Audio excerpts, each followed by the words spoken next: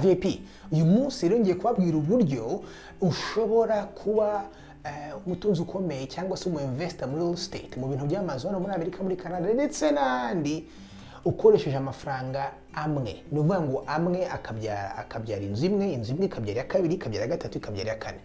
Ibyo twita strategic leveraging. Nibyo ndubabwira uyu munsi mu minota mikeya. Let's go. Manze murindire. Ngiye kubereka ukuntu bazunguza amafaranga.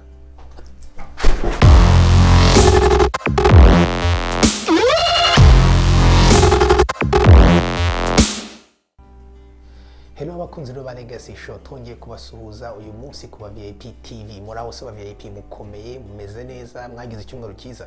Uyu munsi rero nkuko mubizi tugarutse tuje kuba handi makuru meza cyane. Uyu munsi turaza kuvugana kuri real estate investing cyangwa se ukuntu wabasha gutangira ku investinga mu bintu by'amazu na real estate hano muri Amerika.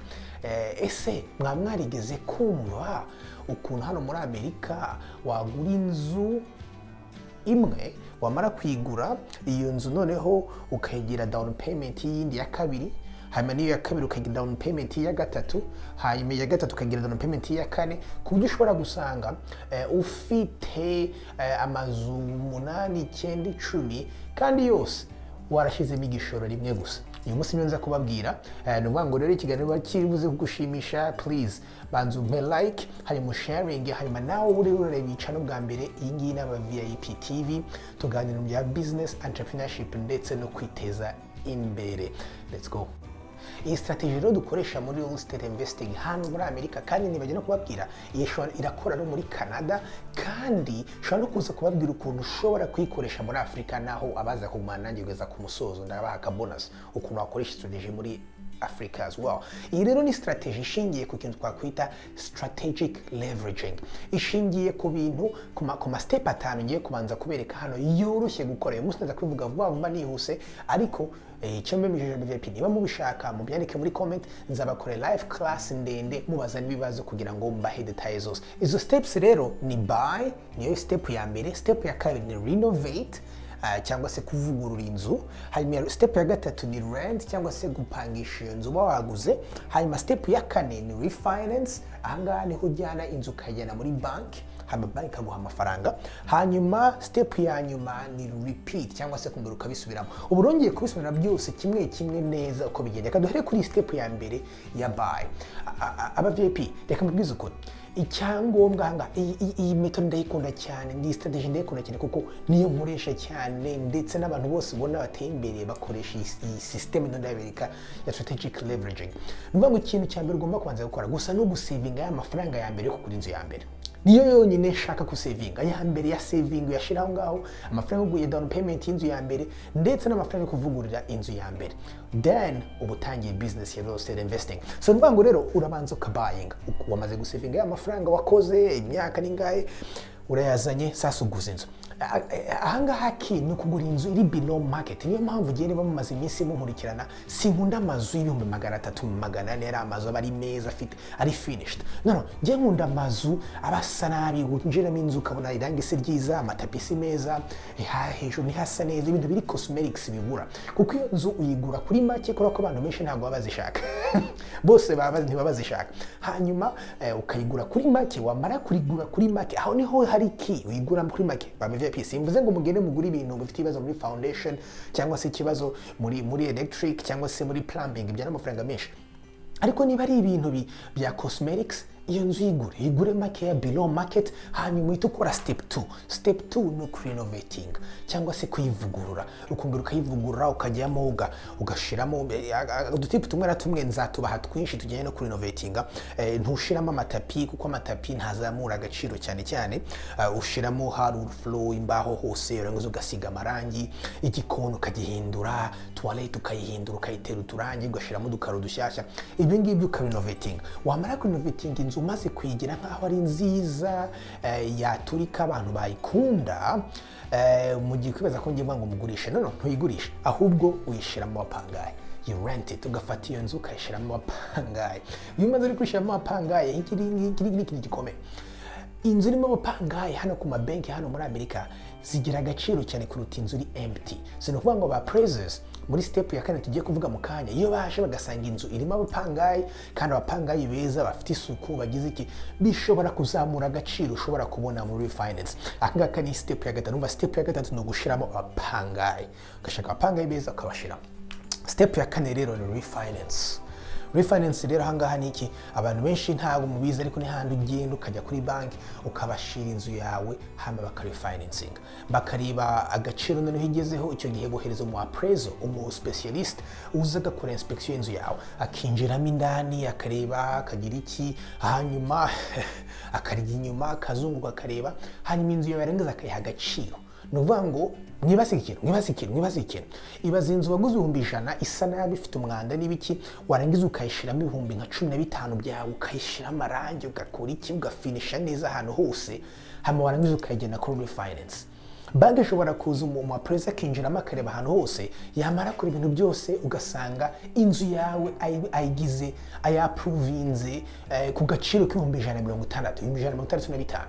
Nimwibaze icyo ngicyo nicyo refinance. Reka mbere gatoya ikora imibare refinance ikora, nkurikije urugero rw'ukuntu ngewe njya nkora amadini.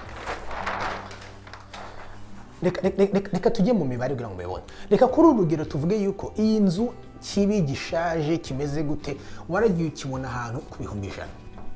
Aba nta muntu ugishaka urakigura ku bihumbi 100. Hanyuma rero urangije ushiramo down payment ya 3.5%, tuvuge ushize muri zi closing fees biba ibihumbi 5 niyo washize hasi. Hanyuma urangije uragenda ufata ya nzu, urangije ikora step 2 yewe nababwiye kuri rehabbing cyangwa se kuyivugurura. Urangije urayivugurura, reka tuvuge ko amafaranga yo kuyivugurura yaba ibihumbi 15. Uno ngoro dutaranije nko nababwiraga, umaze gushira amafaranga ngahe muri iyi deal, ibihumbi 5 washize hasi bya down payment n'ibihumbi 15 washizemo byo kwisana. Nuvuga ngo uyu mu VIP muri urugero amaze gushira hasi 20,000. Nuvuga ngo 20,000 niyo ibihumbi 20 by'amadolari byo amaze gushira muri iyi deal. Hanyuma ubwo mu ideni rya banki ufite ideni ry'ibihumbi 95. Mwibuke kubera yuko inzu n'ibihumbi 100 ushira down payment y'ibihumbi 5, sivuga ngo banki uracyafitiye ideni ry'ibihumbi 95. Ikiza cyo gukora rent nuko umupangayi aba ariho arariha iri deni buhoro buhoro rimanura hasi. Hanyuma noneho sasa ugahita umaze kwisana neza ukajyana muri refinance kuko nababwiraga. Inzu wamaze gukora neza byo nababwiraga, wasize amarangi, amatapi mashyashya, bathroom wayisannye, igikoni wacyaguye, wasize amarangi, umu appraisal ashobora kuza ya imeze neza irimo n'abapangayi agahita iha agaciro k'ibihumbi 145. Wibuke iyi nzu yaguze ibihumbi 100 ushira ibihumbi 15, nuvuga ngo guhagaze 15, ariko waraje aya prezinze ku bihumbi 145. Umu appraisal uvuye muri banki. Hama rero icyo gihe rero icyo banki itikora, banki guha ideni icyo bita loan to value muri refinance. Amabanki amwe namwe akora kuri 75% y'agaciro k'inzu yawe, ariko yandi ashobora kugeza kuri 80%. Uvuga ngo baguha hagati ya 25 na 80% y'agaciro k'inzu yawe ihagazeho muri uwo mwanya. Nuvuga ngo tugiye kuri urugero, ni ukuvuga ngo 80% y'ibihumbi 145 nangahe ni 116. Nuvuga ngo aya mafaranga bayaguha nka cash out refinance. Ngibaze ikintu gitangaje, baraguha cash out refinance. Nuvuga ngo sasa iyo umaze kuyafata uraza ugakora iki, uraza ukishyura ideni wari ufite yo 95 kuri ya mortgage ya mbere, ugasigana 21. Mwibaze, nuvuga ngo aya mafaranga washoyemo urongeye urayabonye. Sasa rero aya mafaranga niyo uhita usohokana ugakora iki mu VIP, ukayagura n'indi deal. Hanyuma ko murugakora nk'ibingibi. Bihangana ho tugeze kuri ya step ya nyuma twita repeat. Nuvuga ngo iyi ni step uhora ukora. Nuvuga ngo uyu muntu yazunguje 20 muri deal, abivanye muri finance agiye kubishira mu yindi deal. Aho rero niko dukora umuti muri real estate hano muri Amerika. Ni ibintu bikomeye biryoshye cyane. Nuvuga ngo ndabizi ko mutabyumva mu kavideo gato ka YouTube. Ababishaka mwandike muri comment, mutwandikire kuri WhatsApp, mu joining ya WhatsApp group. Musabe tuzakore live class y'isaha, noneho nabafungurira namwe mubazi ibibazo n'ibindi byose kugira ngo mbashe kuba details. Kubera ko iyi nuza iraryoshye yoroshe kuyikora, ariko ifite n'uturisiko ugomba kubanza ukamenya ko bashaka inzu neza, ukamenya ko barenovating inzu neza, hanyuma ukamenya n'ukuntu bakora numbers za refinance ndetse na numbers zo kurentinga. Rero aba VIP rero niyo akaba ariyo strategic leveraging muri real estate hano muri Amerika, muri Canada ndetse no mu bihugu byinshi. So no nkuko nababwiye ko ndubaha bonus abantu muri hanze, amasysteme y'ibihugu ya banki mu bihugu bitandukanye ayo udasanga agendera kuri credit nka hano muri Amerika, bagendera kuri hypothèque cyangwa se bagendera ku kintu ngeze no ngo nk'ubundi bivuze nko mu Rwanda no mu Burundi, niba banking system zigendera ku kintu umuntu yatanzeho k'ingwate cyangwa se hypothèque, nuvuga ngo iyi system ushobora kuyikora hanyuma wagera kuri refinance, ikintu ukora ko uta refinancing batagira izo system hariya, icyo gihe inzu wayitangaho, inzu ya mbere uyitangaho ingwate, hama bank aguha amafaranga ukagura iya kabiri. Washaka iya mbere ukayigurisha, abantu benshi bamenyera ibyo bintu byo kugenda bakayigurisha, bamara kuyigurisha bakagura iyindi. Ariko think about it, nuvuga ngo iya mbere ushobora kugira ingwate ukagura iya kabiri, hanyuma iya kabiri ukayigira ingwate iya gatatu, hanyuma wazunanga zifite abapangayi beza, abapangayi bakinjiramo bakishyura amadeni. So nuvuga ngo ni byinshi navuga ahangaha kuri system real estate investing, ariko irashoboka abantu barikoresha, abakire ba mbere nta numwe uinvesting muri real estate akoresha amafaranga ye, aho gusanga ari amafaranga bafashe bagatereka aho ngaho agakomeza kizunguza, agakora yandi ugasanga umuntu afite inzu nyinshi ariko hari amafaranga amwe, ari capital imwe yakoresheje.